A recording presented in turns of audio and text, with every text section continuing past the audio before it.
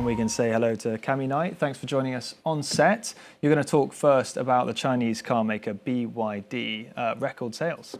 That's right. It's not a huge surprise given the strides the company's been making recently, but it still beats estimates. BYD's sales last year surpassed the $100 billion mark, beating rival Tesla on revenue for the first time since 2018. It reported a revenue of $107 billion for 2024, up 29%. Tesla's 2024 revenue, meanwhile, stood at $97.7 billion.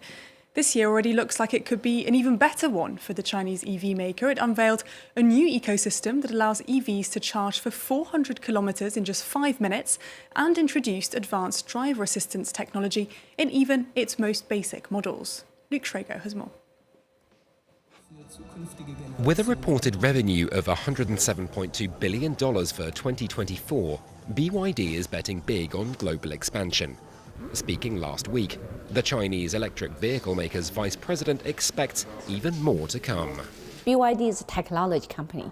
We came to Europe or go to other countries with bring the technology there.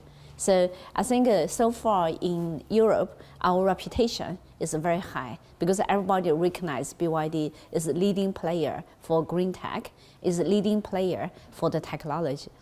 Tech like supercharging.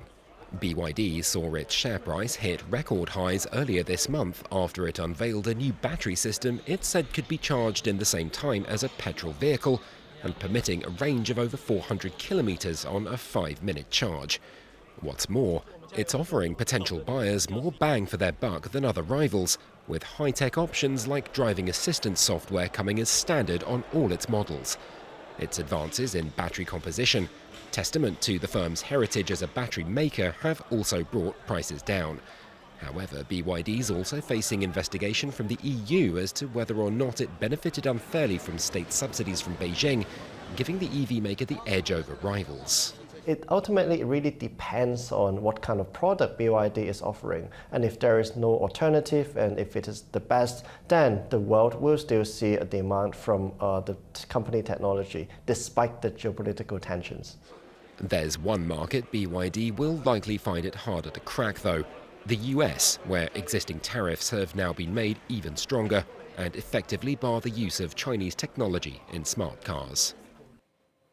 Tesla, meanwhile, is facing its own set of issues. Police in Austin, Texas, saying a Tesla showroom was targeted with flammable devices. The investigation is ongoing, and the FBI is launching a Tesla threats task force as a result. It's the latest incident in a series of attacks and vandalism targeting Tesla amid criticism of CEO Elon Musk's role in the Trump administration. It also comes after more than 90 Tesla showrooms across the US faced demonstrations over the weekend, marking a 5th week in what's known as the Tesla takedown movement. Protesters carrying signs that read "Honk if you hate Elon" or "Sell your swastika." The movement says its aim is for people to sell their Teslas and dump their stock as a way of punishing Elon Musk. The demo you're seeing on these images there took place in Washington, D.C. Let's hear from one of the protesters. Elon Musk has given us a gift of almost 300 locations all over the country that we can show up on a Saturday morning and protest. It's as simple as that. It's a very simple, grassroots, peaceful, organic movement. And we don't have to get a permit because we're on our public sidewalks, and we don't have to do a lot of planning. People just show up. The Tesla takedown movement was all kick-started by Hollywood actor and filmmaker Alex Winter and Joan Donovan, an assistant professor at Boston University. Now there are local organisers set up in 28 states.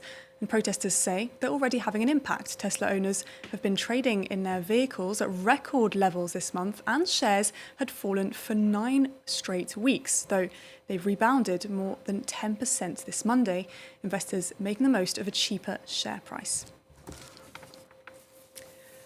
We end with Twitter's iconic bird logo selling for $35,000 at an auction over the weekend. The huge sign was removed from the company's former San Francisco headquarters when Elon Musk took over the social media company and rebranded it to X back in 2022, tweeting, "The bird is free." Well, turns out the bird wasn't given away for free, and it was our auction that sold the 254-kilo logo, affectionately named Larry after basketball legend Larry Bird.